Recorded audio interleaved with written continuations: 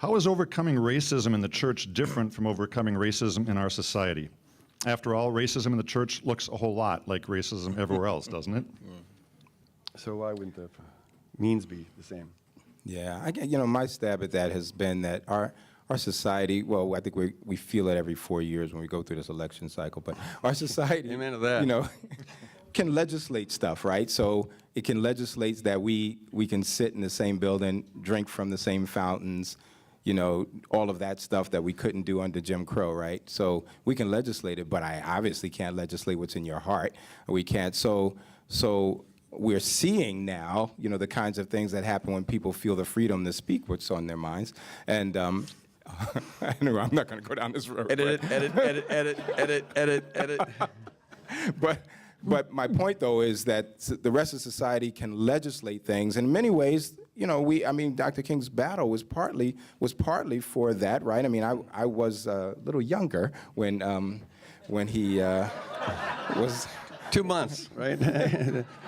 No, I was 7. It was 68, so I was 7. I was just about to turn 8, and I remember just seeing my teachers crying after this, and not understanding fully what was happening. But I think part of his pricking the conscience of America was to change legislation, right, so we could have voting rights and such. But it was also to prick our hearts on what's the right thing. Right? I mean, it's what the right way to be is. And I think we're still at this place where, so to answer that question more directly, is our society can legislate, but it's the Spirit of God that changes. So what the church, the difference in the church is that it shouldn't even matter what society legislates. It shouldn't even matter that we have to live in a way that reflects a kingdom values regardless of what the society says. So, and Greg's already quoted, Pastor Greg's already quoted the verse that there's no male or female, slave or free, Jew, Gentile. I mean, we're one. And so we need to live that oneness. So I think it looks different in terms of the source, and it's also at the core, right? Because the society can make it look a certain way, but it's the Spirit of God that can make us be a certain way. So I would say it like that. Yeah, good. One of the things I asked Dennis last year to join me on was this paper that I read at this conference, and I wanted him to respond to it. And I think it's one of the primary ways that the way kingdom reconciliation looks is very different from the way it looks in the world.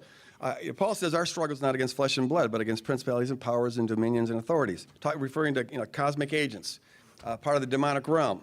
And they're always working to divide us in any possible way, whether you're talking about a marriage or a church or ethnicities. They're at work to play us off against one another.